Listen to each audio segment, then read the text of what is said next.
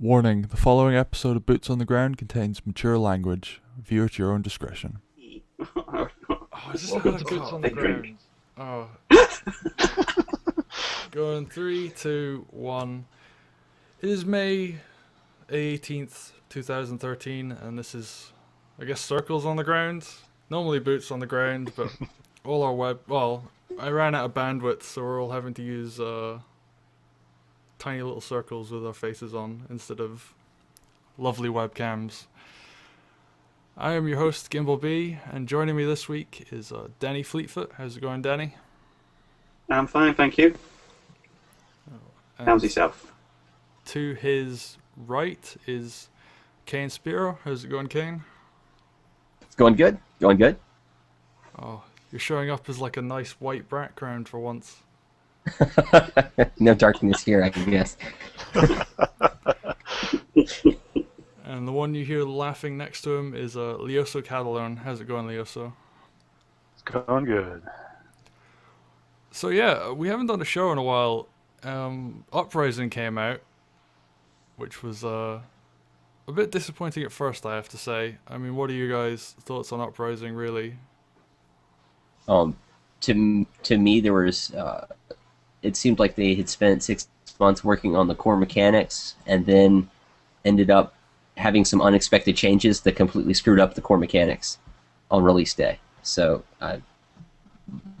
it's definitely problematic, but they've gone full force at addressing the core mechanic issues CCP has.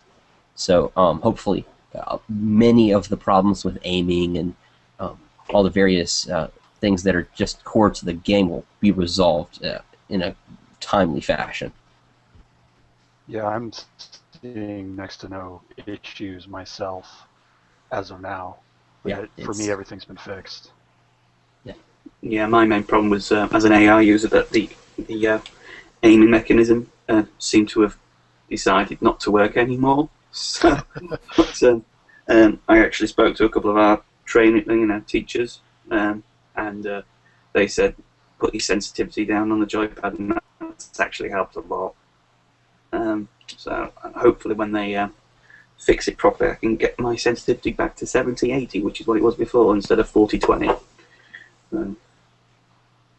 Yeah, as a mouse and keyboard user, the input lag on the 6th was pretty bad. There was a small hotfix I could do where I changed the polling rate back and forth, but it was still had some delay, but they seem to have fixed it.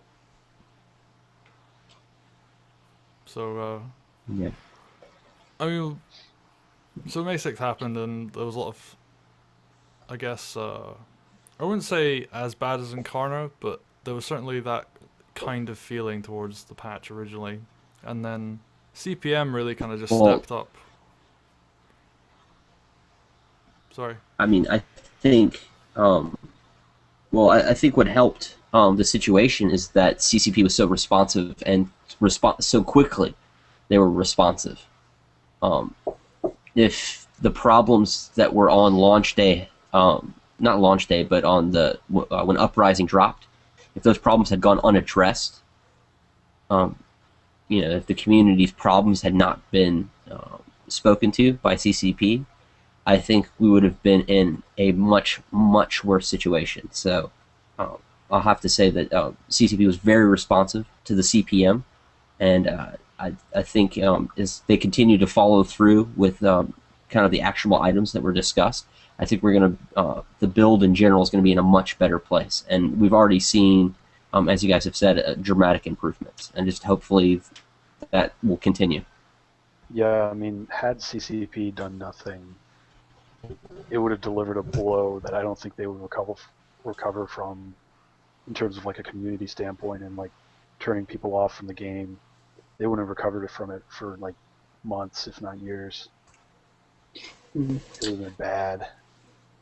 I think I think a lot of the problem was that everyone had Uprising built up in their head as like the second coming. So I think it suffered from that problem in retrospect. But like you say, they've fixed the major problems now. There's still a couple of little tweaks it could need doing. It seems to be a little bit unresponsive in the menus at times. and the chat you really can't have too many open chat channels still at the moment. You have to really reduce the number you might have.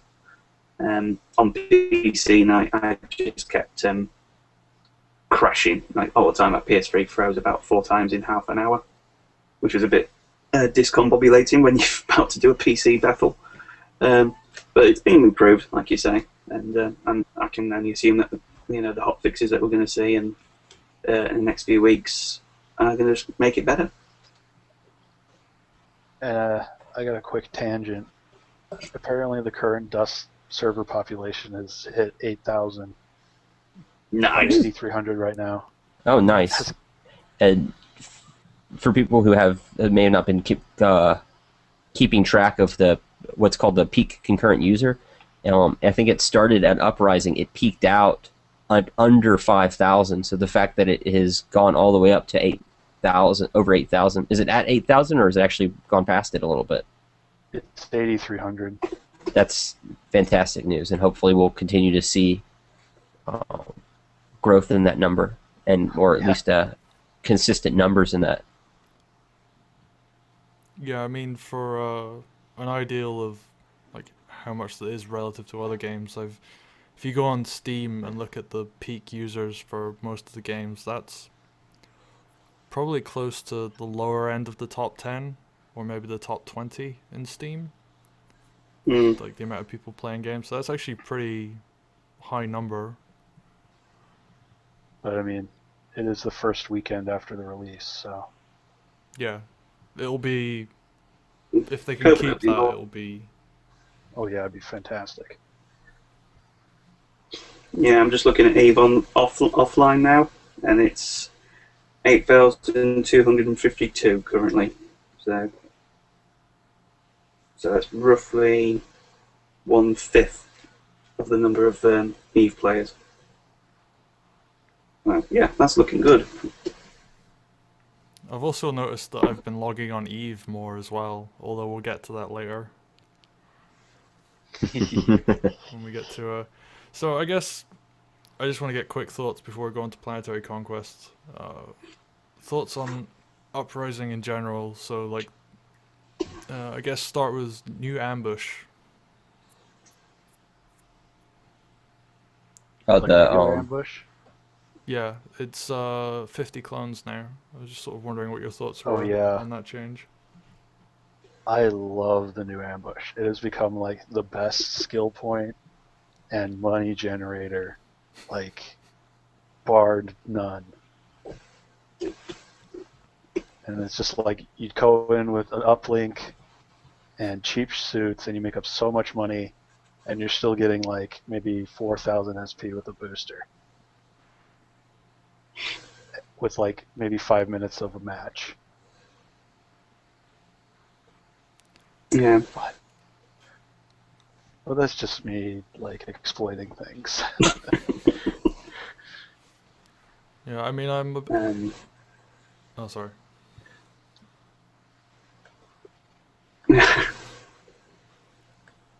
There's also the Instant Battle Academy. Yeah, has anyone actually tried that on a fresh character? Yeah, I did. I was pub stomping people, but it's a lot of fun. Yeah, it's all new again. Really. Yeah, it was like getting transported back in time to when I first started the beta, and I was a little giddy. Yeah. It was like basically the beta, but you knew what you were doing this time. Yeah.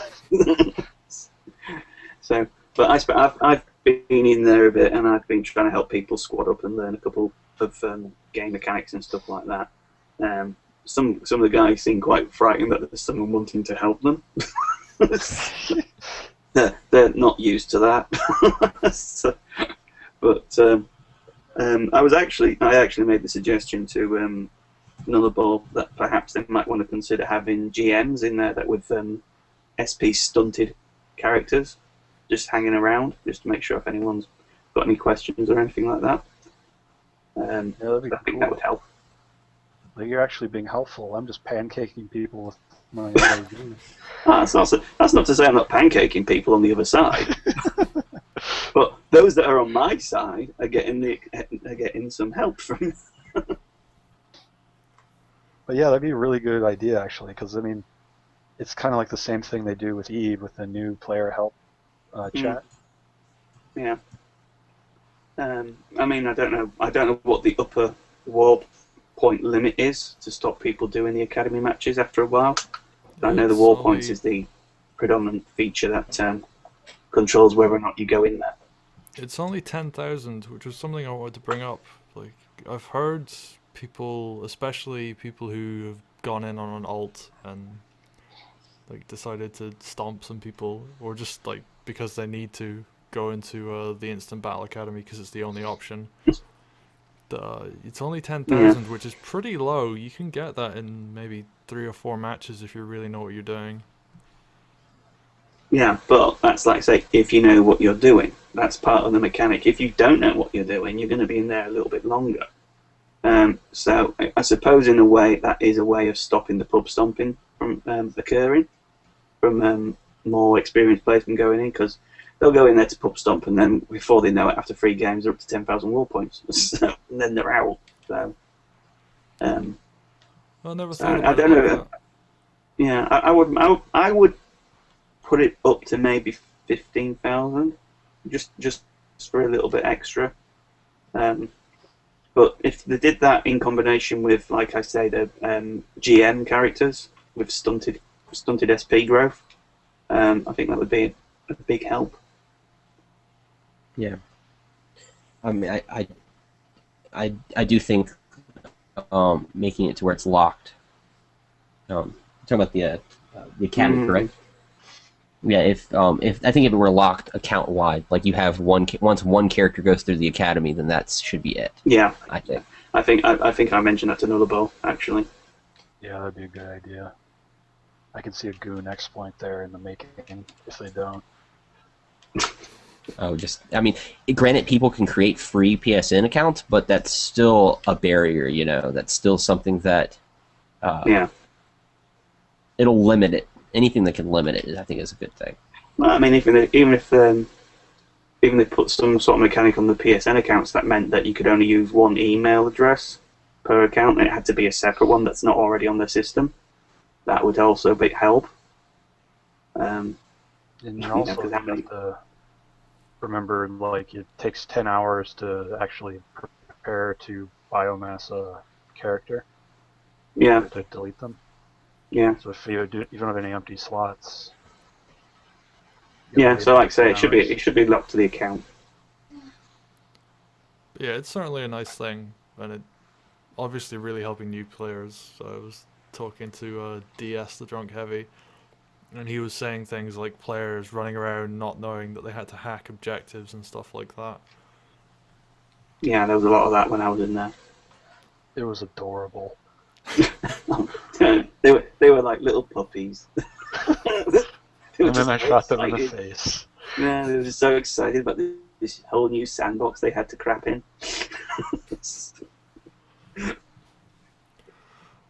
So last game that got added. Yeah, there's the skill changes too. Oh, we'll do domination. Sorry, I stole your segue. No, it's cool, but we'll go domination. Thoughts on domination? I like it. I like it. I find it entertaining. I think a lot of times it's almost like the way new ambush is to skirmish. It's a little bit shorter matches generally. It's definitely more focused, so you can get some more intense fights. What I do love is a lot of the maps are very open around the objective, so you can actually do some like flanking and all kinds of neat stuff like that. So I think that's yes, it's one objective, but there's so many different ways you can approach that one objective, which is neat. Yeah, so far the games that I've played on Domination so far, there doesn't seem to be one particular play style that's dominating at all. People try different things all the time. It's not like some of the skirmish maps where you as soon as you see a drop ship fly up from the opposite side, you know exactly where they're going to put the drop-up link. So, Yeah, like I have mixed feelings about domination because like it's a public match and there's like virtually no coordination besides like lemmying, and usually there's no uplinks down, and if you're up against a coordinated team, you're fucked. Pretty much. It ends up being like a red line for like 95% of the match. But the thing I like about it is that even the guys rocking proto gear are dying like at least 5 times from what I've seen. It's a meat grinder, and it's such an ISK sink, which I think this game needs. You know, I especially enjoy going up against those proto players and then just going in free suits, and I end the match with like 400,000 disc. yeah. Yeah, there is that. And thinking, haha, you lost money. About those proto players. Also putting remote explosives on the objective. That's Oh fun. my gosh, that's awesome. That is fun. Oh, I just had an excellent idea. Like, you get a squad going, and then you just put, like, I don't know, 5 remote explosives on the objective, or like space them so they'll explode, or you cycle it so you have remote explosive, you detonate it, it kills the people as they're capping, but you intentionally pull back so they take the bait. So I've just been using it I can because, see some nice trolling. yeah, I've been using them when we're redlining, and then I will, like, if one of them sneaks around and gets to the point, I just switch to remote explosive, right click, and then boom, free kill. That's like the greatest thing about remote explosives. It's like vehicle traps and then booby trapping spawn objectives. But yeah, I really enjoy domination. I think it's like my new favorite game mode. Just for when I want to run in and shoot loads of people. Get the hell out of Dodge. It's one hell of a meat grinder. It is a lot of fun when you have a good team as well. So It's a lot of Yeah, fun when that's there's pretty two much- good teams, actually. Yeah. Oh yeah, I bet. I've never been in that situation, but Yeah, if there was ever a game mode that required you to have a prodigious use of free fits, it's domination, because you just get bankrupted very, very quickly otherwise. Oh yeah. yeah, like militia scouts with uplink and kinetic catalyzers Yeah. that can win you games and earn you a whole lot of war points as well. So that's pretty awesome. Yeah, it's amazing how fast those drop-up links get burned through. Like, you drop it and then it's gone. You're like, and it also seems with the scan, like, this seems drop links are easier to scan down as well. So Yeah. that's a Yeah, they are. Seem to have fixed the bug where They disappear. drop-off links were semi-invisible for some from points of time. Like, they're always there when I've seen them on the map and go look for them. Yeah, I've not come across one where they've disappeared. Although there's been a couple of maps where there is a glitch where they can hide it inside the geometry a bit. They can't actually shoot the damn thing. But if they're using militia ones, they usually go after about 5 or 6 spawns anyway. So Yeah. Oh, well, we have a really nice segue into skills here because I'm going to end this with I spent my skills rather poorly, which means I got drop-up As links did I. to 3 or 4, I think, which means I have really good drop-up links and I can get the multiple ones which have something like 25 charges each, which are great for domination, but new skills came in. How much did you guys screw up your skill trees? I think I win for the worst choice. well, I got so first thing I chose my AR because I love my AR. Then I was taking a look at the assault dropsuit bonuses, and I decided to go with Galente. So I got like 2 advanced dropsuits there, and for some reason I also had it in my head to go shield, but I somehow didn't put the connection that Galente has armor and shield doesn't really work very well, even though I'm an Eve player and I should know better. So yeah, I'm still recovering from that. My main boo-boo was not realizing that complex damage modifiers require the weapons, the handheld weapons upgrade up to level 5 and not the weapons. So, Instead of the weaponry skill. yeah, read the descriptions. So I'm able to use advanced to the enhanced damage modifiers, but the complex ones I have to use Aurum items to use them, which is not a problem, but I'd prefer to be able to use the ISK because, you know, like you say, Domination and the new Ambush, they're just lovely for collecting ISK. So, you know, you'd have to be really not very good to be having a good ISK income with this game. But that's the only really thing. Although possibly I regret not going into the small, into the sidearm, so I could use the Flaylock, because I'm really liking that in the academy matches. I used Flaylock, and I like the Scrambler Rifle Flaylock combo a lot. So I might move into that a little bit. Kane, did you screw up? I was pretty focused with mine. I just went with a shield tanking heavy suit. I still think I could have done some things, maybe not skilled in so high, but I mean, overall, I'm pretty happy with where I ended up. I mean, I just Kane wins the contest on reading comprehension. I just, you know, it's just it's like a forge. What's Kane doing? Forge. What this build? Forge. It's kind of, I don't. There's not enough variability for me to be like. Although I entertained ideas of being a scout, a sneaky scout suit, and entertained ideas of being a dropship pilot as well. So, but alas, I've heard bad things about dropships, so it's probably good you didn't do it. Yeah, I want dropships to have some love, because the fact of the matter is, a forge gunner with no dropships around is a sad forge gunner. I'm being serious. Like, you have to. It's funny because with AV and the relationship between AV and tanks is we really need each other, because, well, tanks don't necessarily need AV to be around, but it's a little bit more boring if they aren't. But it really drives interest in our the way we play the game.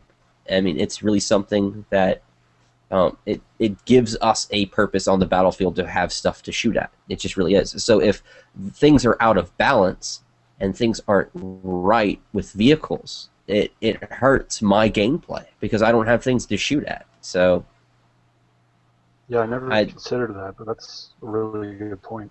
I mean, because to me, like, oh man, it's like I love a dropship pilot that's really good. There's nothing better than like me duking it out with a really good dropship pilot, and then getting that long almost 300 meter, I think it's like about 250 meter shot with them going full speed, and I have to counter it, lead them just right, and it's just a blast. I mean, it's a blast, and I would like dropship pilots to get the incentives they need to actually do their jobs and show up on the battlefield. Like, one obvious one is if you have people spawn in your dropship, why not get the same kind of bonus points that you get for people spawning on a drop-up link? Yeah, exactly.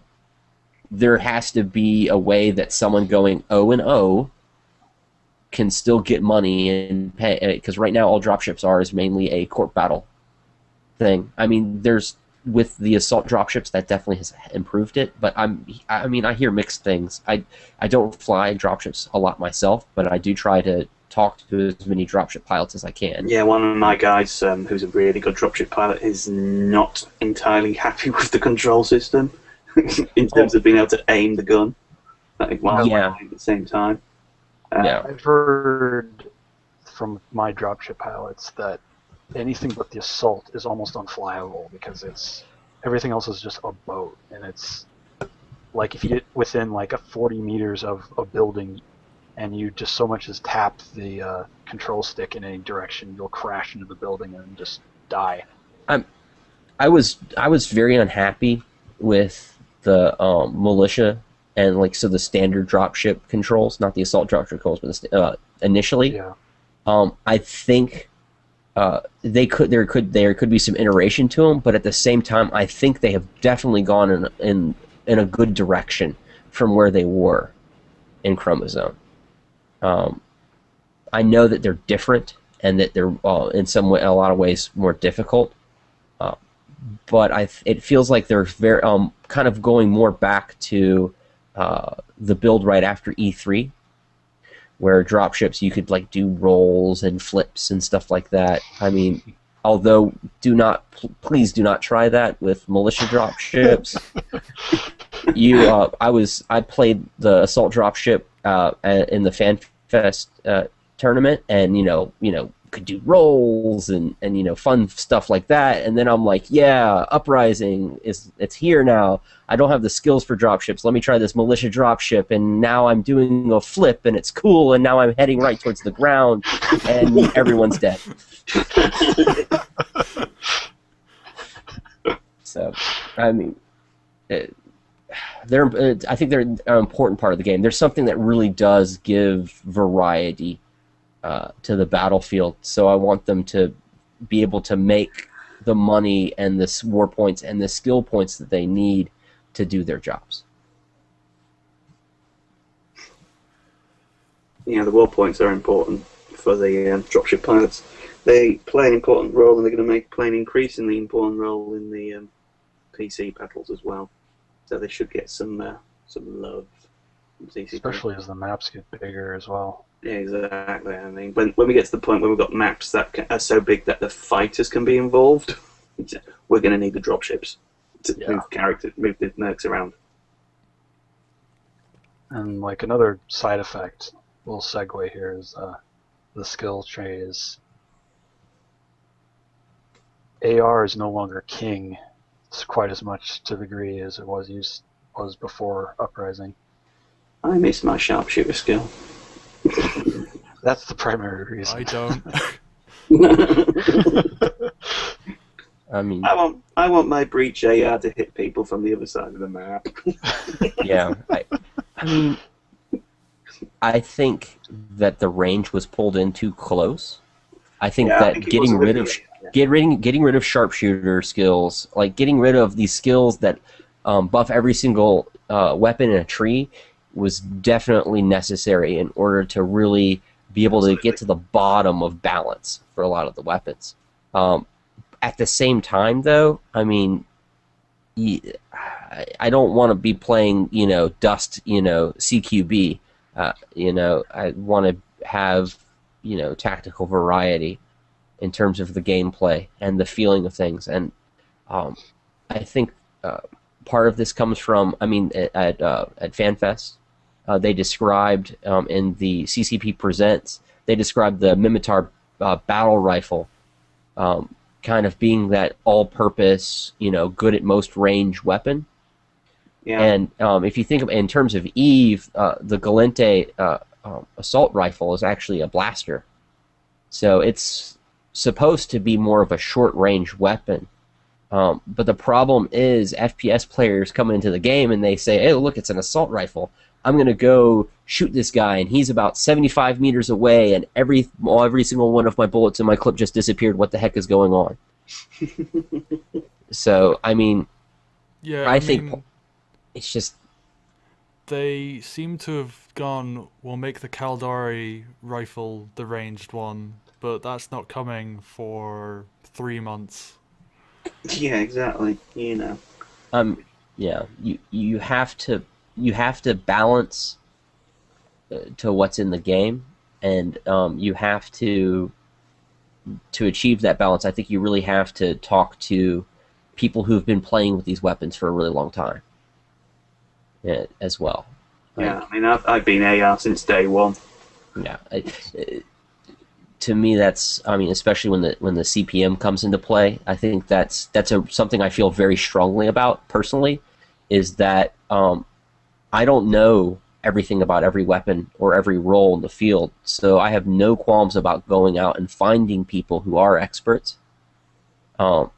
Because I think people who've been playing, like I've been playing the Forge Gun for 8 months, so I know the ins and outs of a Forge Gun really well, especially in terms of how it's been balanced up and balanced down, so I know the Forge Gun in a lot of different places.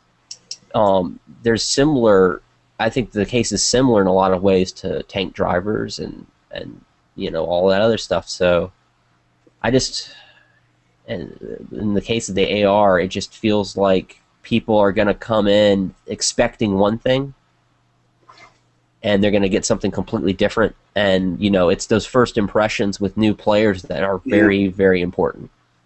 The thing is with the AR buff as well, I think it plays in with the nerf rather. It also plays in with the slight nerf that the HMGs have got, in terms of they should be point defense users, players.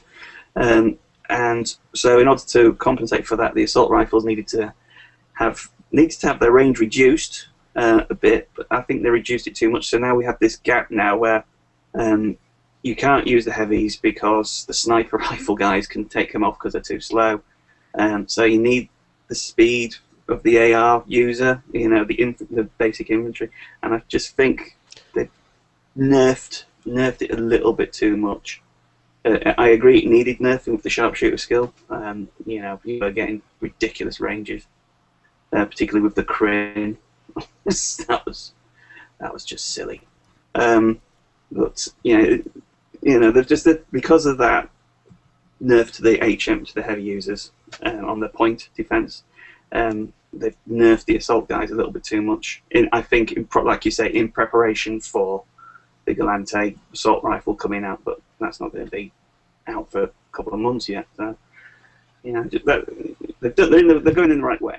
But yeah, it's just with missing weapons. The issue is like there seems to be a disconnect between current weapon ranges and map design, because there's most of the weapons are fairly short range at the moment, with the exception of like sniper rifles and laser rifles.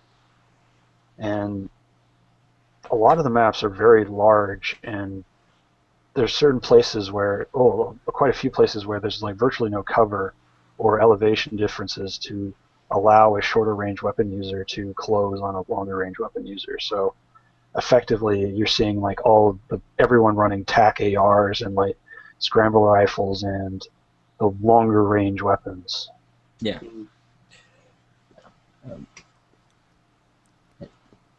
I think that's definitely one thing to also consider when looking at these weapons too, is you have to, like, just because there can be an indication that there's something out of balance with the weapon depending on how many people use it, but at the same time you also have to take into account all the variables that have been introduced too, like ranges, because it makes perfect sense. It's essentially, to me, with a lot of people using the TAC rifle, it's a lot of people saying we want our range back, or we want to be able to engage targets at ranges like this. Yeah. One thing they have been talking about, though, after all of this, like we want our range back, is they're actually adding fall off. So your bullets aren't just going to disappear anymore. They actually will hit out to ranges, they just won't hit as hard.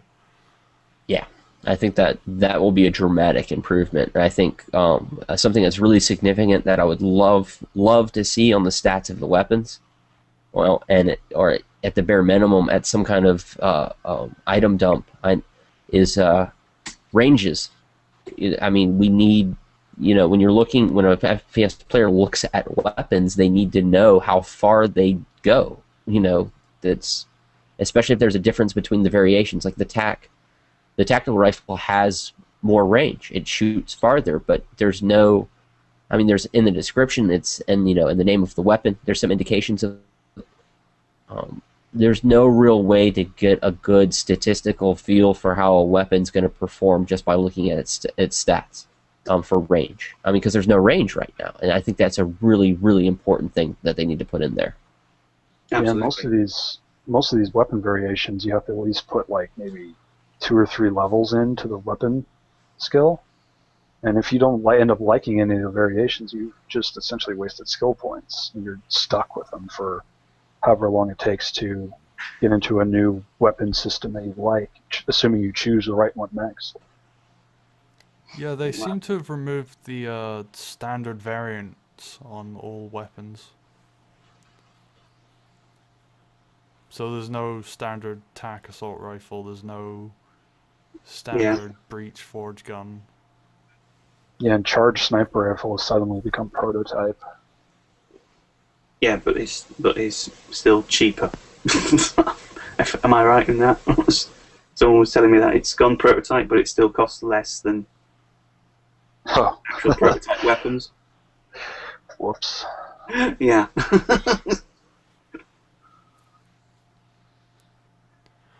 But yeah, I guess we'll just go over the new weapons then, and thoughts on new weapons. And then we'll get to Planetary Conquest. Yay. Because there's a lot to talk about in Planetary Conquest. But I guess thoughts on Flaylock Pistol. Denny, go. Fun, as long as you know where to aim with it. Otherwise, it's just a lot of missed shots. But yeah, a fun anti-armor weapon. Yeah, I agree with that. It's similar role as to like the scrambler pistol. It'll like obliterate people if you actually make contact, but if you don't, you're in trouble. Mm-hmm. Yeah, But that might change if you skill up in it. Yeah. I've noticed that you need skill points in it to actually get any kind of radius. No, I think with the Flaylock, if I remember correctly, for every level of the Flaylock, the radius of the blast range is increased by 5%. If I remember rightly, don't quote me on. It does Yeah, feel I like think having a couple of ranks in it, though, makes a bit of a difference. Because I think the base blast radius is about like a meter and a half. So Yeah, and then I think when you get up to proto level, it's a 2-meter blast radius. Yeah. so you're working like with level 5 skill, like about 5 meters maybe.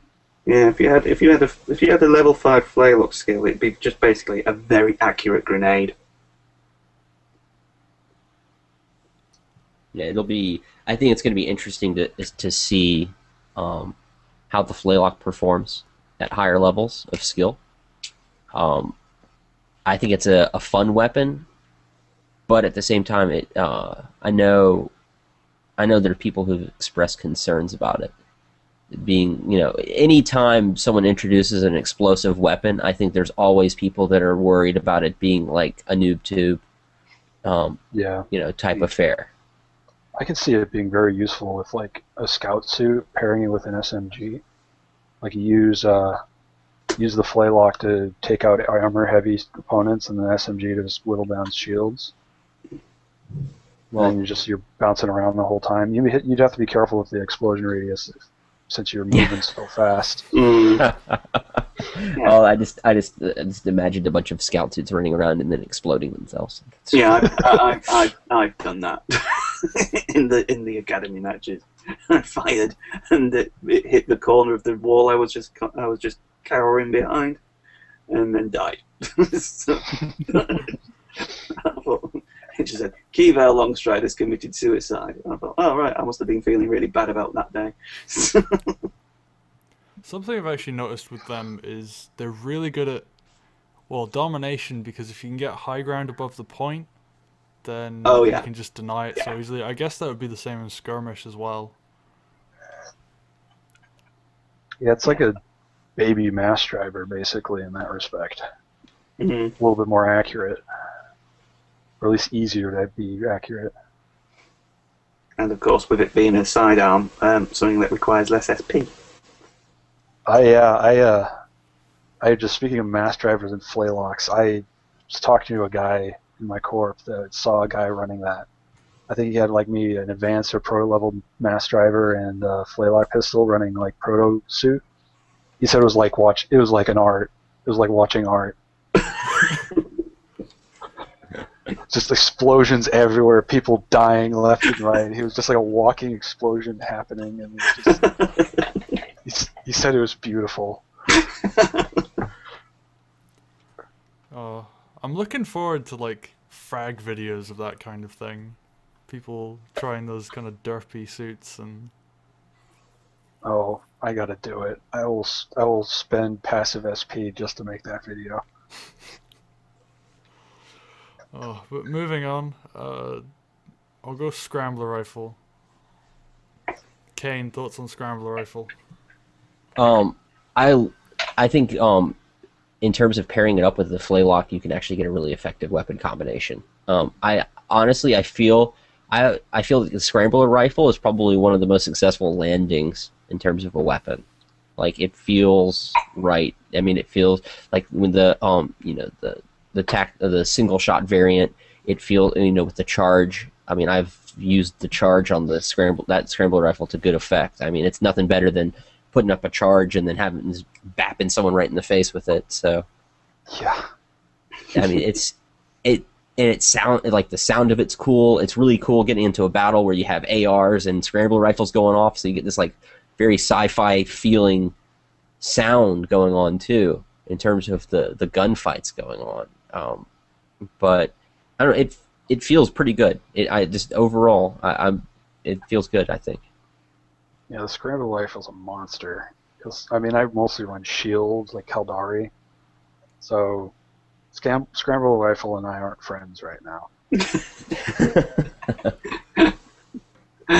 There's been many times where I've been like just minding my own business, and it's like, hey, where'd my shields go? Oh, wait, I'm dead. Just from like a charged single shot of a like maybe prototype or advanced levels scramble rifle. Yeah.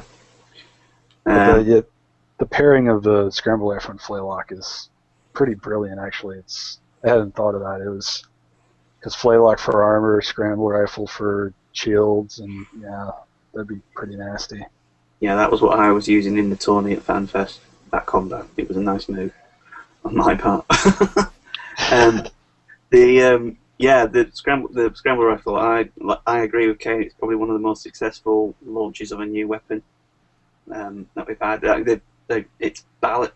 I can't really think of anything that's OP or about it, and I can't think of anything that has been nerfed about it either. It just feels right. They've got the heat generation from rapid firing. That's at the right level.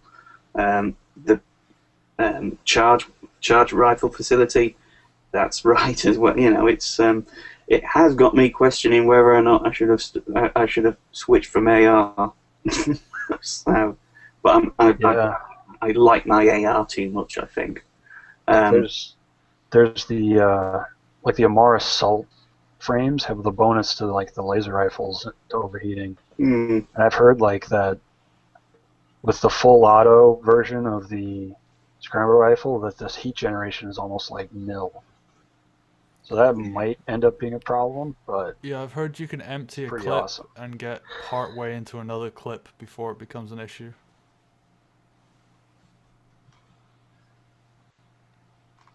Nice. Personally, I really like the scramble rifle. I pretty much haven't used anything else except when I'm using a free suit, just because it's a really good logi weapon as well, because it does hit armor pretty hard, even though it's anti-shields. I guess not. Does it have the? I haven't been. Well, it depends. I mean, again, going back to Tony, I was wearing a Galanti assault suit with lots of armor. So yeah, there aren't that many. There were people that were going up against me with lasers and having a really bad day. But, so you guys know if it has the scramble rifle has the bonus to headshots like the scramble pistol does? I don't know. I think I don't think it's the same as the pistol, but I see. One thing I forgot. Didn't. Sorry, Kane. Yeah, fine. I think it's got a bonus, but it's not as high as the pistol, if I remember correctly. Mm. Yeah, it'd be kind of ridiculous. But if I you think had That's that to- I another would have thing to that you double need to check. put on the tooltip. Yeah, if it had You know, like 400. 50% or whatever. Yeah, I mean, whether or not they put every single one of those stats actually in the game, I mean, Well, I do think they need at least have them somewhere that you can look that up. they need to disseminate it somehow. Yeah, But, yeah. Well, the people are stat halls. They do love to know this stuff. So, trying to hide it seems a bit churlish to me. I can't understand the reasons why we haven't got a full list of every stat for every weapon. I think some of it has to do with there's some technical stuff too, but so it's a matter of time. Yeah. But and resources. So I do think that it needs to be a priority though, because you have to know what you're using. You really do. Yeah. Knowledge is power, and the other thing is, I know they mentioned it at FanFest talking about this weapons lab. Yeah. The thing is, you could technically have less stuff in the tooltip, and if you were given like a paper target to shoot at, and then you go like, oh, okay, well, this is what happens at this range, this is what happens at this range, blah blah blah blah blah. You can figure it out for yourself before you even buy it, that sort of thing. I think that would be potentially that could be an okay compromise. I know a weapons lab would be fantastic for a lot of people, because you could really get a feel for, how does the mechanics of this work, firing, that sort of thing. Yeah. I mean, they seem very keen on it, that idea. Yeah. I think that's probably going to be, as Nullarbor says, a sooner TM thing. That was his catchphrase over FanFest. But a couple of thoughts on the scramble rifle before we go to plasma cannon. I feel the clip is a bit too big. 45 seems a bit high. I mean, that's just my personal thoughts, but Yeah, I've got a middle finger that's still a veteran of side-on shoot 'em ups from the 80s in arcades, so I can get through that clip pretty fast. So, and obviously with 45, if it was 36 perhaps, like the breach, that might be a better compromise. 45 does seem a little high because I can stream through that, and if you're in front of me when I'm doing that, basically you're dead. So yeah, and yeah, in that regard, I think you're correct. yeah, I find I just fire 10 to 12 shots and then reload straight away anyway, because heat, and it has a really fast reload time. So I just reload while it's cooling down, so it seems kind of pointless for the clip to be that big anyway. That's just my thoughts though. I guess I don't run a Mar assault, so I'll probably get yelled at by a bunch of people who do. And the other thing I noticed was crouching while hip firing is really good for reducing the spread on it.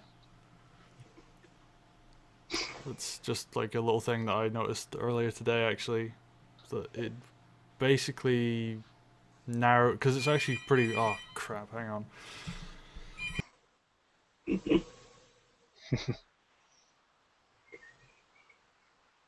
Mute, David. Mute.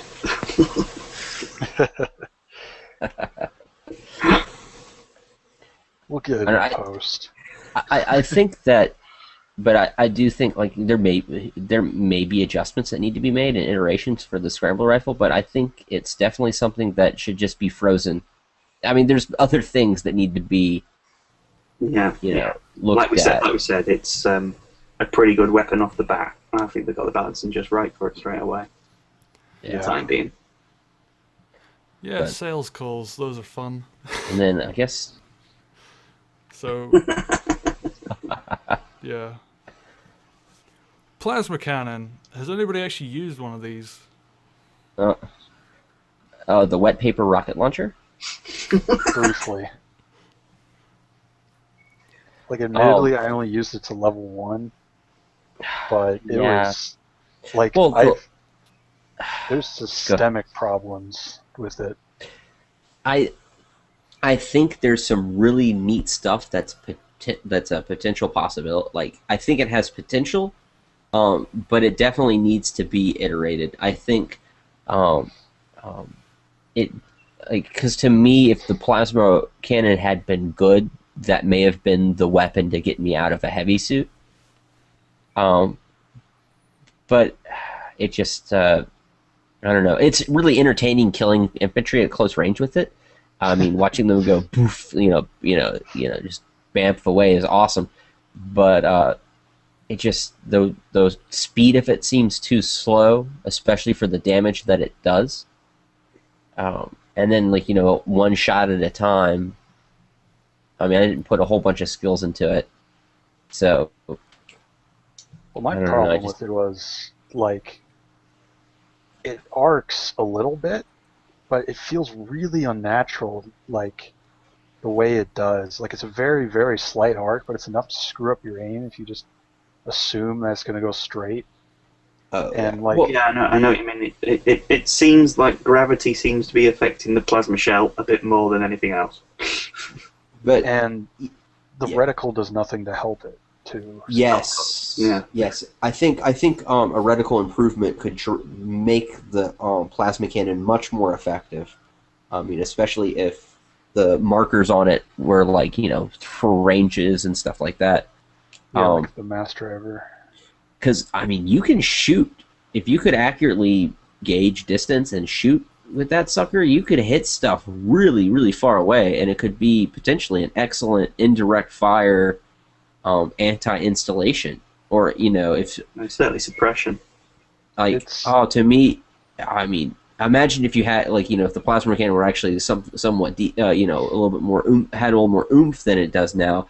To me, it'd just be hilarious to see an entire squad of people with plasma cannons, like mortars, launching into a position.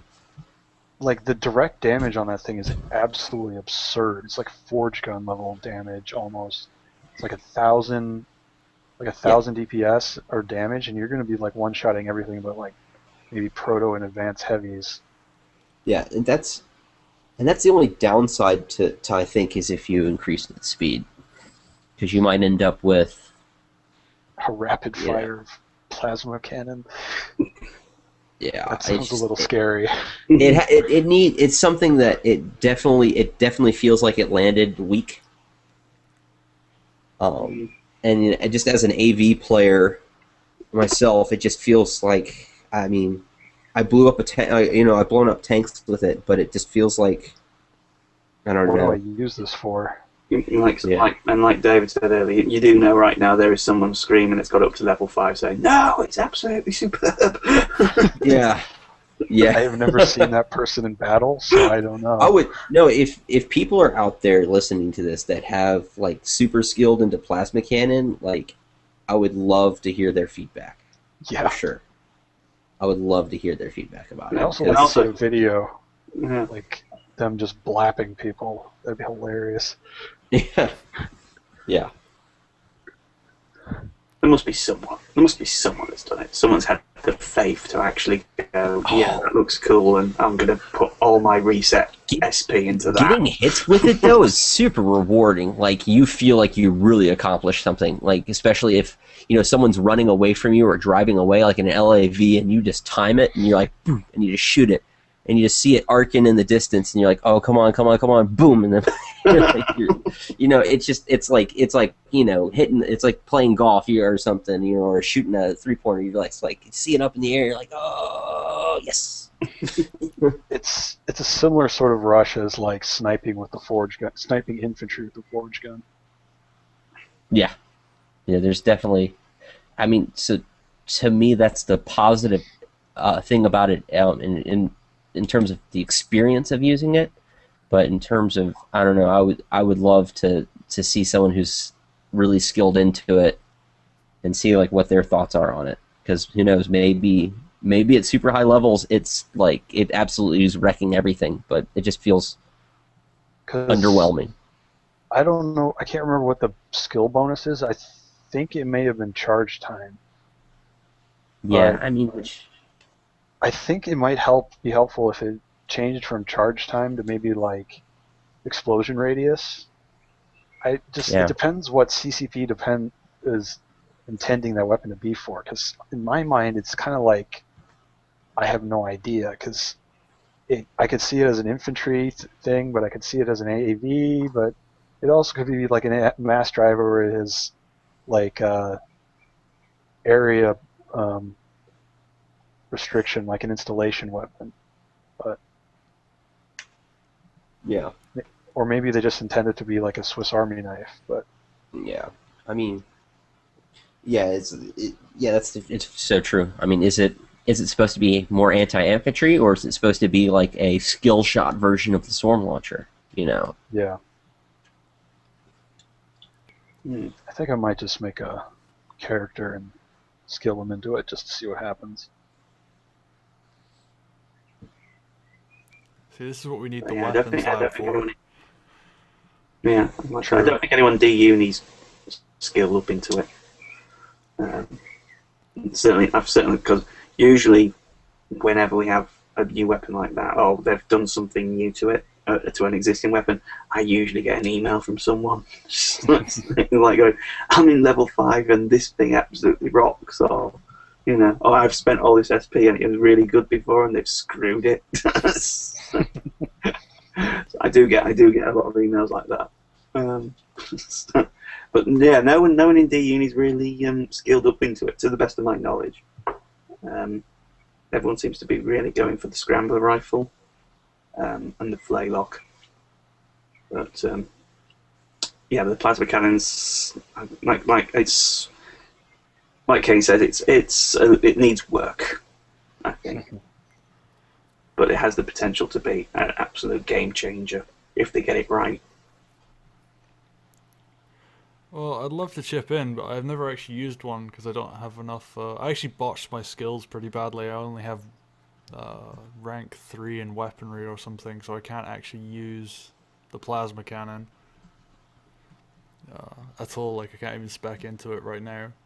And I've only ever been killed by one twice, and that was in one match by the same guy. So I don't really have much thoughts on them, although they do hurt when they hit you.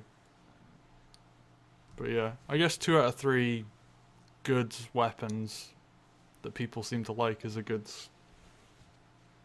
result for CCP with this update. Shall we go on to PC?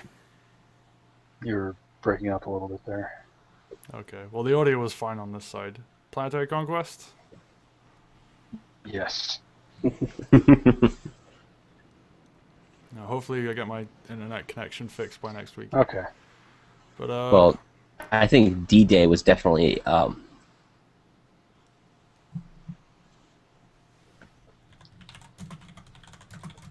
you are breaking up a little bit there, David.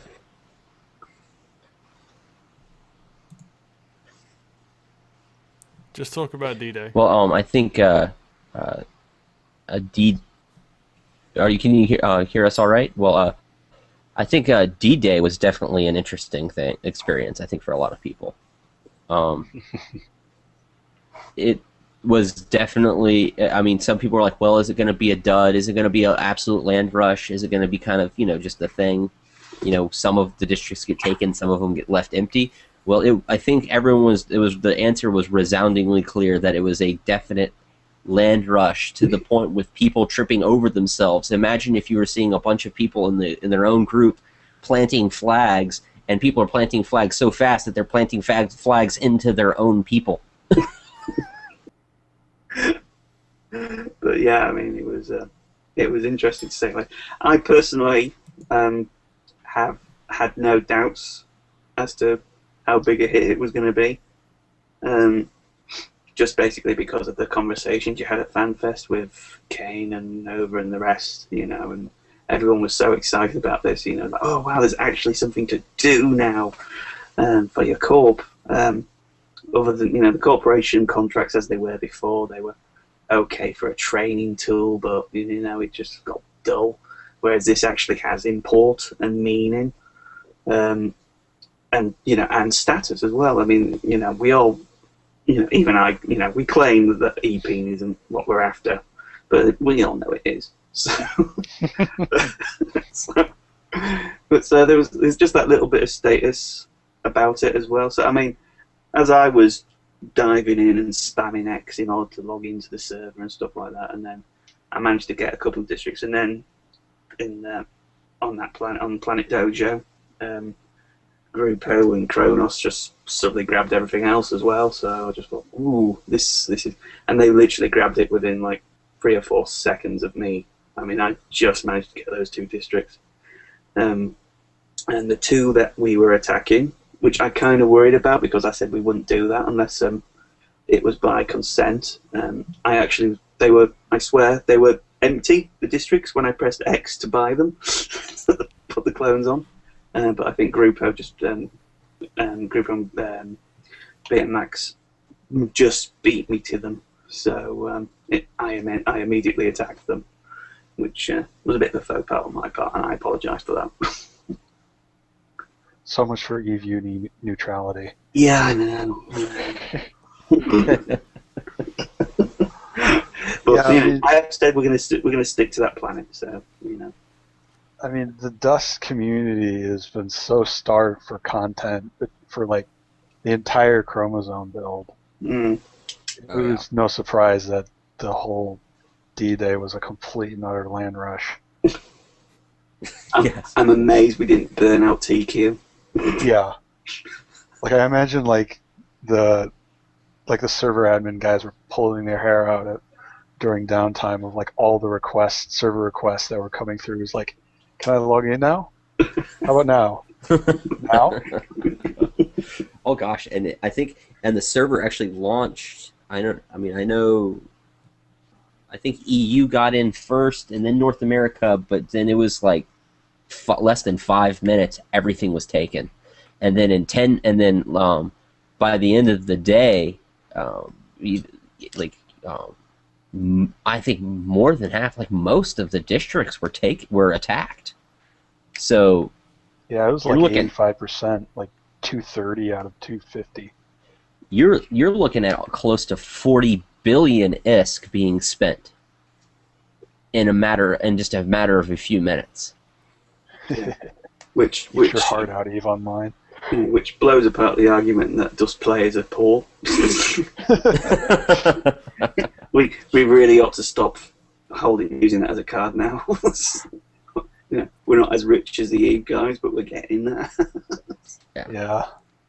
It's like somehow the Sever Truebloods are able to come out with an entire planet, even with like. Yeah, I know. I know it's really out of the way, but there's had to be somebody else that had their eye on it, and that planet has like I think 12 districts too. Yeah, they got it. And it was just like I was going through their map, and I was like, whoa! How have they managed that? They must have had about 6 or 7 directors all on with a particular district in mind. So. Yeah, and the reinforcement timers are staggered and everything, and it's like they had that planned.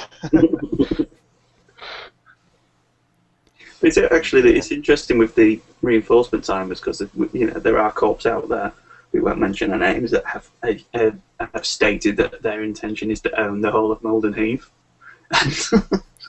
And I'm just thinking logistically that's going to be very difficult for you.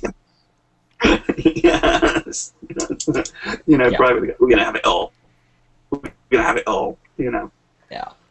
This is the first I've heard of that. I want to know who it is. I think it's the I think over berries. time, organizations that have this.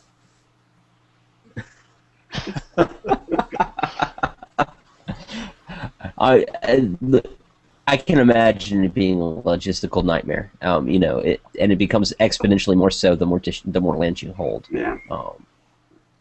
And this is one region when like the entire non-faction warfare LoSec could presumably be opened up overnight, basically. I mean, the only I think PC is definitely something that planetary conquest is, it's something that needs to be iterated. Like one, it is. There's a significant. You have to do a significant to break into planetary conquest. Yeah, not hugely, but well, slightly. It's not just. I mean something. It's not just the clone pack cost. It's also actually like putting up here to battle. Well, I think it's, and I think there's something even more at the heart of this. What could make things better is if you could choose to buy a 150 clone pack, but also you could choose to buy 3 clone pack. Because and have to wear. Welcome I'm sure back. it'll come out seamlessly in the edit, David. Yeah. Oh, thanks for talking over the welcome back.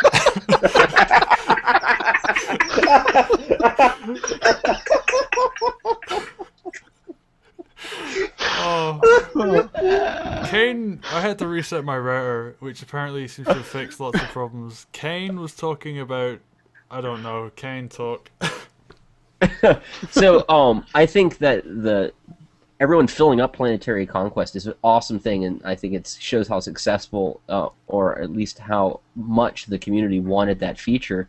But the problem I see is people breaking into it now. I think that what they really need to do is they need to have a way of, you can do the 150 clone pack attack, but I think something that would help significantly for or other organizations breaking into it would be to allow the purchase of like a 300 clone pack and be able to recommit those clones without having to buy a new pack right after the battle and not have to worry about your clones being sold off at a 400,000 ISK loss per clone, even if you win.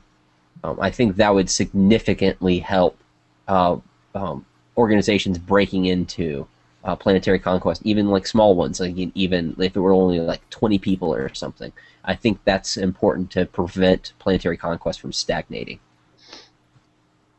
Yeah, like CCP's, I think Nullboard, when they were doing the live streams before FanFest, made it very clear that they wanted to incentivize people to attack other districts and not create the big blue donut that we got in EVE, at least for the longest time. It's kind of disintegrated now, but that's another story. Mm-hmm. So I could see that Kane's sort of suggestion there being at least consistent along the lines of CCP's development goals. Yeah, and the developers want us to fight. So if there's anything that's stopping us from doing that, they're going to get rid of it. Yeah. It's I mean, like Dust Eve, it's all about conflict. That's what drives the economy. It's what the game's about, really, and anybody else is really just a fixture that allows the combat to take place. But that's really esoteric, high-level thinking sort of stuff that, yeah, we can't really go too far into that. That's a rabbit hole I'm not prepared to go down. But aside from new players getting into it, do you see any, or do you feel like there's any other real issues with PC right now?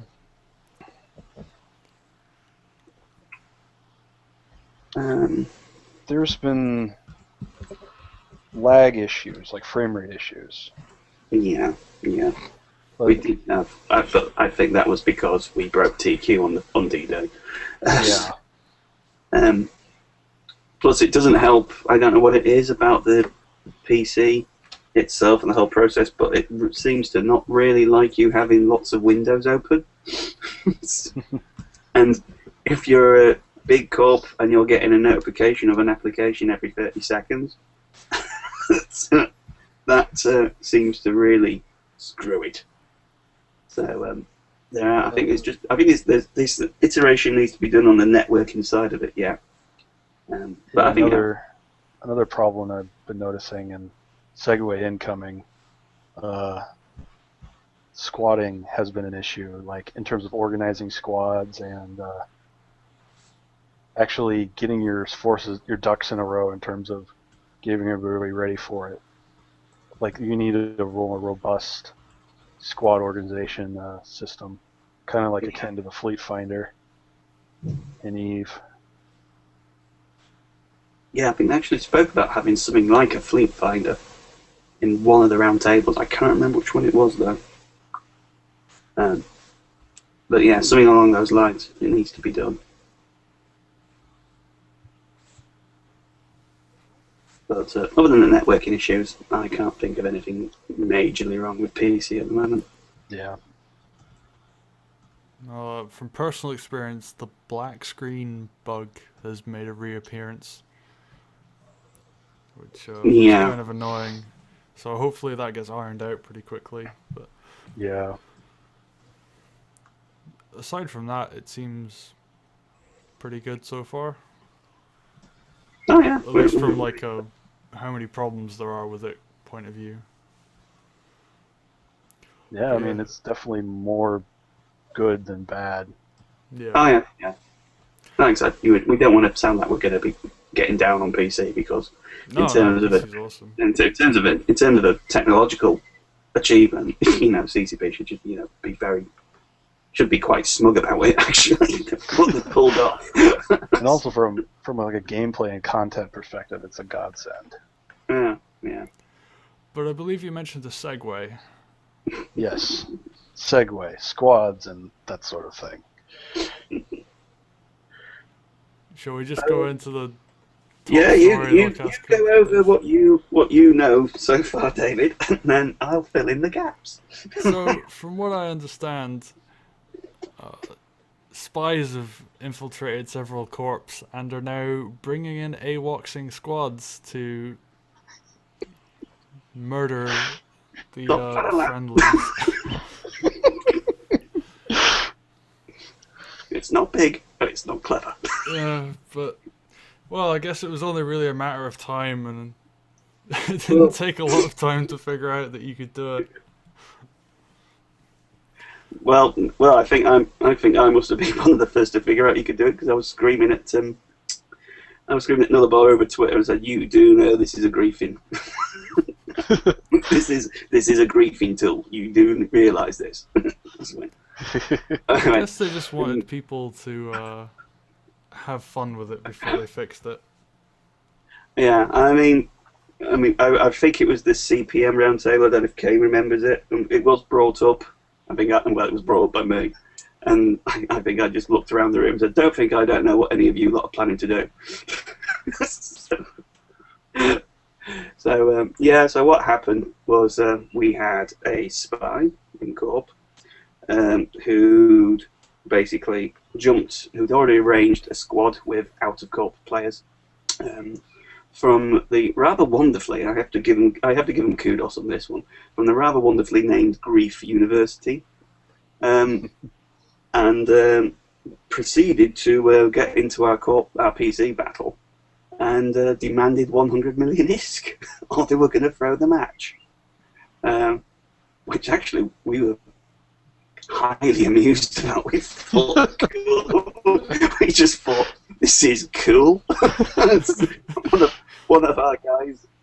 There is a JPEG on the forum of someone actually had the fortitude of mind to take a picture of the conversation. Yeah, it's starting to float or make the rounds around the dust sphere.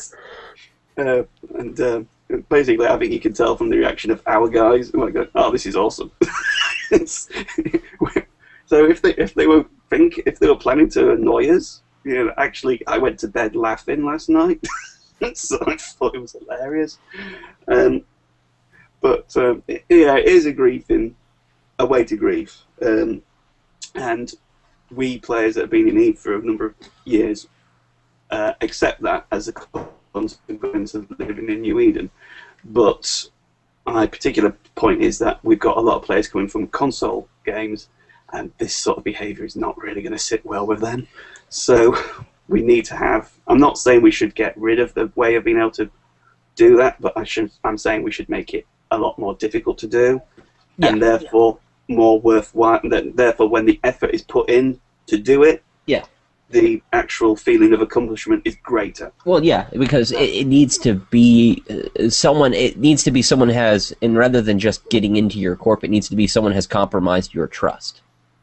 Yes, exactly. That means it does make it more of a significant thing. It makes it kind of almost a role play type of event. But I definitely wouldn't want. I'd be something the first one to say, stop it. Don't get rid of it completely. I mean, come on! It's like having, as I've said before on like Twitter, it's like having wedding crashers, except the wedding crashers end up shooting the guest. Yeah. I mean, I just think it's definitely it. I can understand people being frustrated with the mechanic, but I think that's something that makes this game New Eden, and I think those things are good things. So yeah, exactly. They're good bad things. They're good bad things. Exactly. As it stands at the moment, the mechanic is able to be pulled off by a character that's a day old. Yeah. I think with an advent of an API key to a certain degree. Oh yeah, that'll help. They'll help at least give the corps the tools to help to make an effort to prevent that sort of thing. Yeah. I mean, obviously we're training corps, so we don't really want to go into the whole, trust issues before you even join us. So, but anything that just gives us a bit of an edge, I mean, I really don't want to have to be the only person. I mean, as it stands at the moment, because of the way the Dust client works, the only way you could absolutely ensure that it's check out the employment history of the character is to, accept them on the Eve client, so, which you can do an Eve Gate search of Dust characters.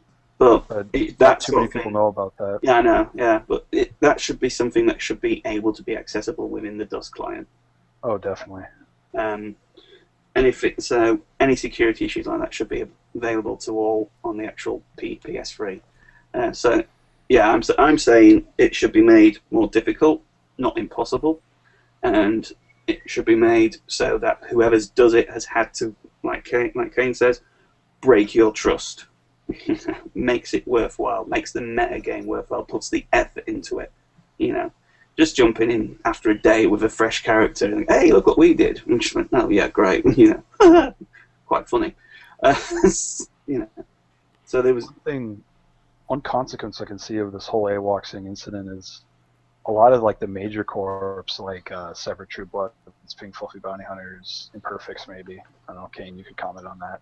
But if making sure, having a more defined list of who is allowed to join the Planetary Conquest matches, and making the consequences of breaking that trust much more severe. Well, we already had something in place. I mean, that's why he's been kicked. Yeah, exactly.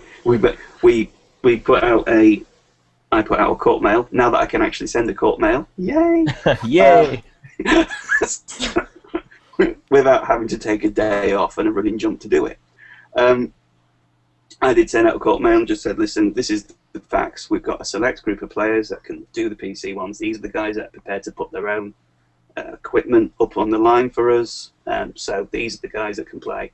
Anyone else that joins these court mails is going to get kicked. Right? And I was, I was expecting this. It was going to happen. and if there's any CEO of any corporation that's thinking it's not going to happen to them, they're fools. It's going to happen. On the first battle, on Thursday, we were super organised. We had all our squads ready in place, and then we just spammed the X as soon as the battle came up. Because it was the weekend, beginning of the weekend last night, we had people, various RL things, so we possibly weren't as well organised, and then they managed to get in, and that's it. That's it and done. But for the sheer fun and the lols that it's generated within the uni, Yeah, we're not too bothered about losing a district, to be honest. It was just so funny.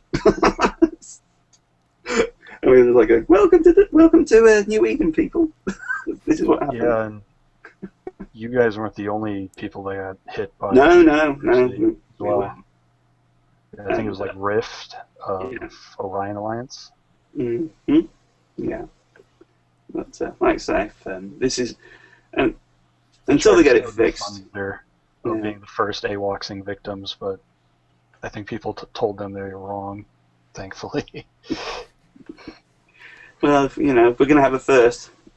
it's a memorable first.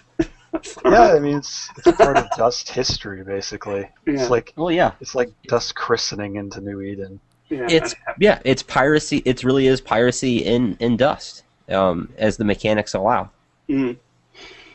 I mean, in terms of how they were, you mentioned about how they would do it. I mean, they spoke, and none of the was coming up with an idea of a roster system that you would only allow. You'd be able to add the people to the roster. These were the trusted guys that could do it. You see, this is what I mean. If you had that kind of roster system and then they still broke your trust, then that makes it worthwhile. And you can have. They're actually talking about a third role, people, exclusive. A third role rather than CEO and director. Which is, at this rate, we might actually get up to 5 by the end of next year. But they're talking about having a third role where someone you can give to a particular player that's relatively well trusted, and they can kick people from a team, from all the team, from whether they're in their squad or squadded up or not, they can kick them. So that would be an easy short-term fix, but I think in the long term, a roster system that would only allow certain players in your corporation to be able to join these battles is the way to go, while still being able to maintain the ability to grief you. That role, though, could open up a whole other can of worms. Exactly, but you see, that's again, that's another thing that could be used as the metagame, and I will be the last person to ask for that, to have all the things removed to stop this happening, because I think it's quite funny. Yeah, I mean, my only question is, does anybody know if anyone in Kronos is open recruiting right now? Well, after what happened to us, I don't think so. Right now, they're probably cracking themselves. I'm wondering if there are any large PC corps that could get in. But, Let's check the forums.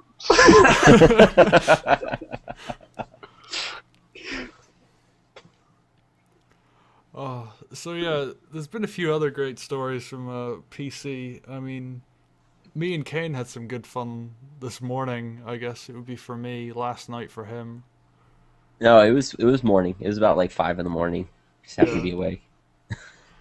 But basically, I'm in Giant at the moment. I used to be Subreddit, now Giant.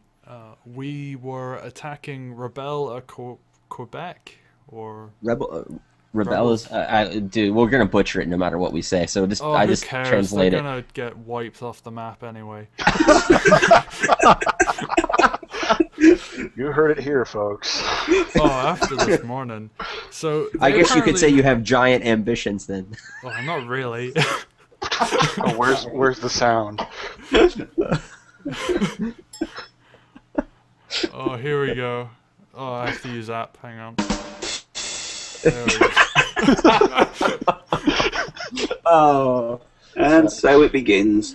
But yeah, we were attacking them because we want to take districts off them. Because Orion decided to declare war on us because that's a good idea or something. Well, it's because they formed the Cryan Alliance. Yeah. Or the Careberry Alliance, as I like to call them. It was But yeah, Oh, we were keep going, I attacking them, and I am wanting to do this bloody planetary conquest video where we have Eve and Dustside both getting recorded, so I can do like a mashup video. So I'm sitting above the planet, and Kane's in system, and like I'd messaged him before to see if he wanted to like come help out because why not? So I have Kane, another friend, and me sitting above this district, and I'm just waiting for the orbital to get cooled down, and we see a coercer on scan. It had been there for a while, and we were kind of wondering where it was because we knew it was close. So Yeah. I asked Kane to go scout it out for me, and he finds this. Was it the CEO of? Who was The it? CEO of Talon Strike Force is just sitting there 2 clicks or less off of the district satellite. And he's just sitting there, and it looks like he's just completely AFK, not a worries in the world. He does not realize. It's like he didn't realize, It does the security, the sex status might as well have been a 1.0 as far as he was concerned. So I decided to go and take my lovely new Ferox over and say hi, and pod him within 20 seconds. Oh, but yeah, I guess. Oh, yes, and once I looked at who it was, I immediately said, "You have to let me have that corpse." So you paid me a handsome 10 million for the frozen corpse of whoever I still the hell have he it. was. I have it. No, I can open up my cargo bay right now. Let's see. Preacher Gura's frozen corpse, CEO of Talon Strike.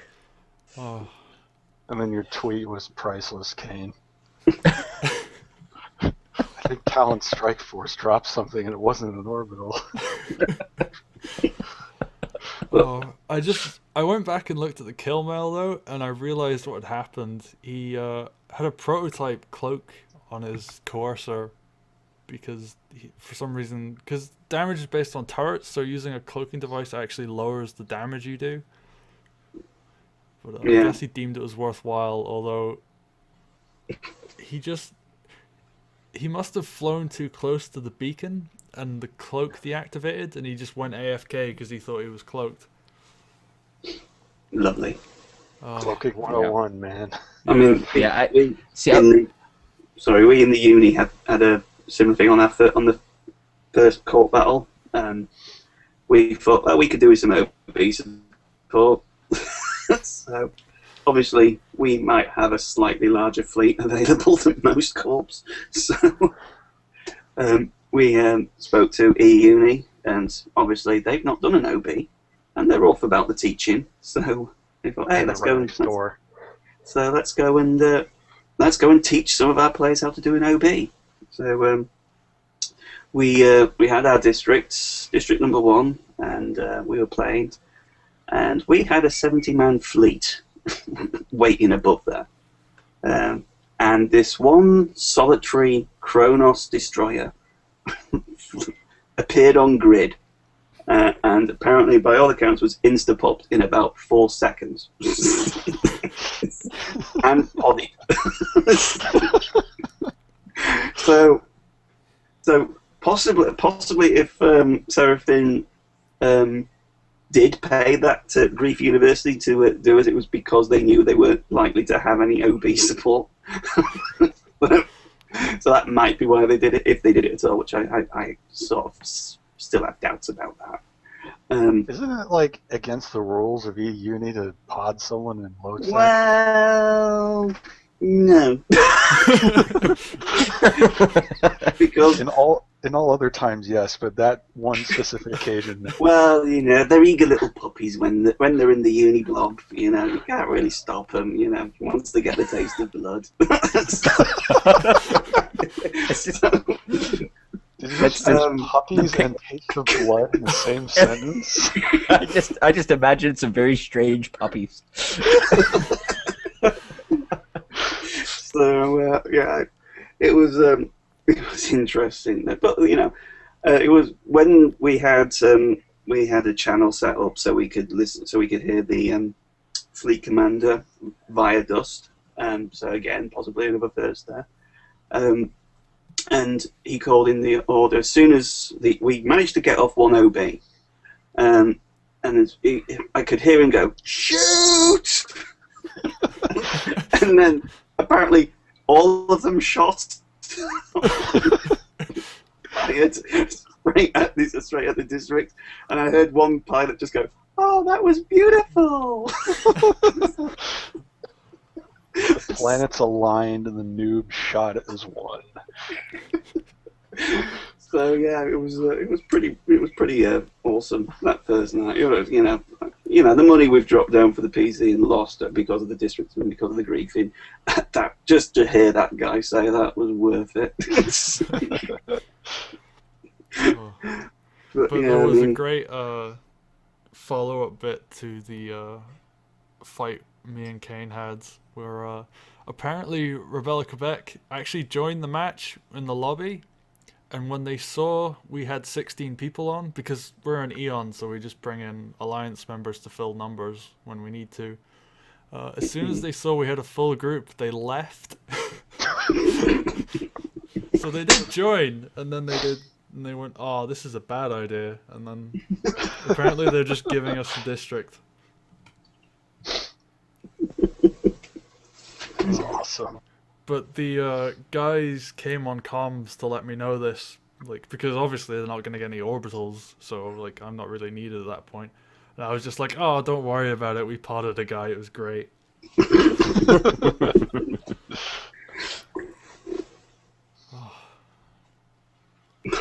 But I think you're going to find over the next few days you're going to start hearing a lot of these stories start popping up in the forums.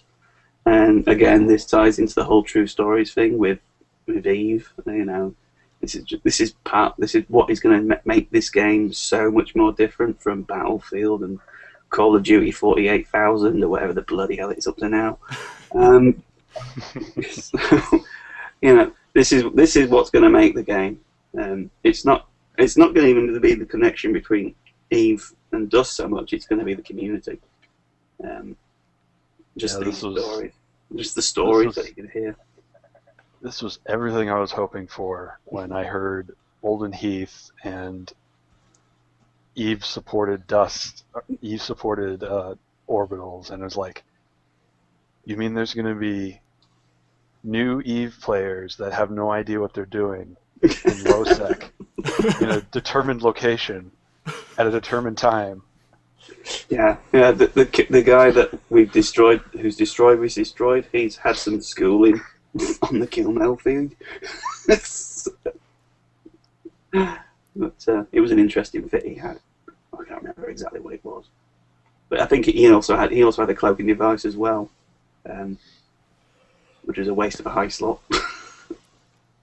Yeah, and I don't think destroyers have utility high slots, so. Some of them do. Oh. The Cormorant and the Thrasher both do. Oh. Which actually makes them worse planetary bombardment ships because they only have 7 turrets. Oh, but one day I'll get to bomb dust bunnies. I want to see like a little picture-in-picture of like the orbital strike, and then when for the Eve player that is, and then you see the orbital strike go down, and then you see the in-eye view of one of the victims that you just killed as the orbital strike's is going down. Yeah.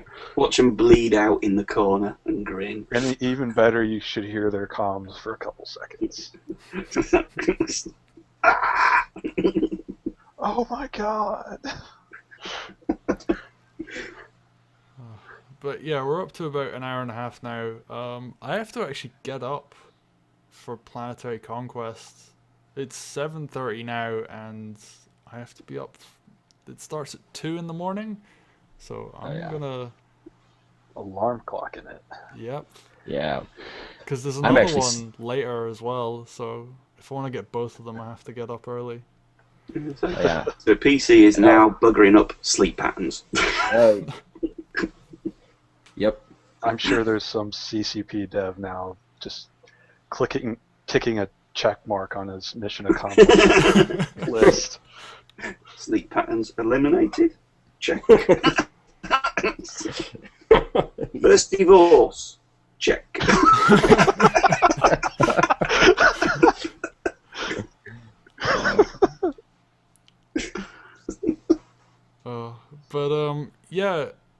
PC is awesome, and I have to say it almost makes me want to stop making socks for jokes. That's how great it is. He brought that on himself. I told him to wear shoes next time. Yeah. Oh well. But I guess we'll go final thoughts and shoutouts and just wrap this up. So, Danny, final thoughts and shoutouts. Well, like say, PC's been a roaring success as far as I'm concerned, even though we've lost all our districts already. I've had a lot of fun over the last few days. So have my corp guys. You know, we've learned a lot in terms of the organisation required for it. Again, this is a lesson that's going to be filtered down to our students. We've got forum posts in our private forums. And the other thing I wanted to say is, for Christ's sake, get the crest system out soon. Stop dicking about with it. We know it works because the PS3 uses it. So just get the sucker licensed, and then Chiba can go and make us all lovely, lovely apps. Hurry up, please, with that one. So that's basically. I'll finish up with that for the time being. Okay, Kane. Just want to give a big shout out to Nyun-san, who recently joined Negative Feedback Alliance. They've been doing exceptionally well in PC, and so far this whole week has been a blast on the NF side of things. Cool. And Leoso. Oh, do you have more? Oh, and yeah, shout out to the Planet Crashers, because that's freaking hilarious. I'm sorry it happened to Dust Uni first, but I'm happy that it happened in Dust. No problem. Happy to serve.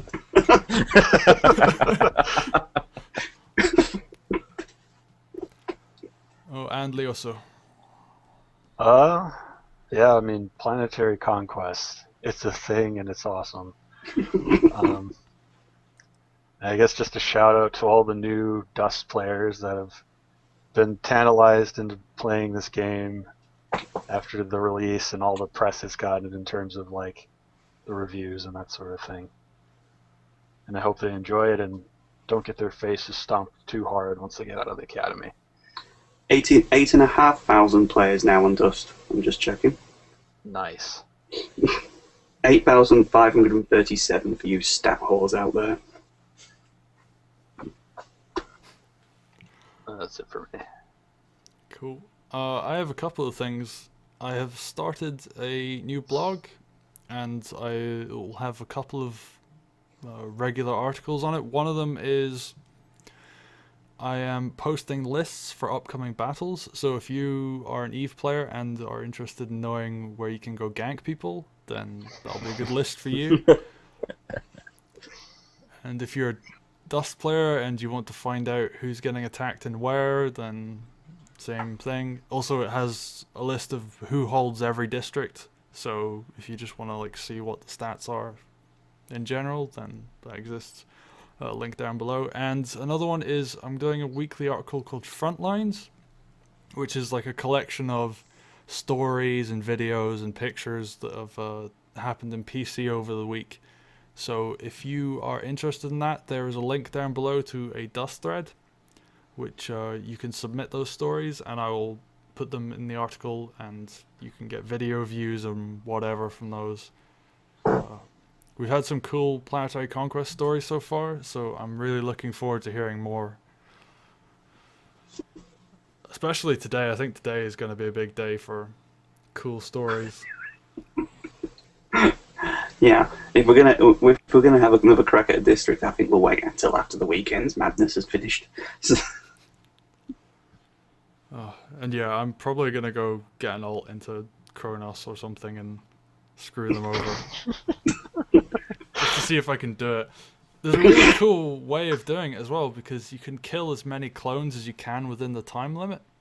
So you could technically clone out a system by doing that. Yeah, because that's not game breaking in any way. Yeah, it's something they haven't done though. I'm really surprised those guys that did it to you in Rift didn't do that.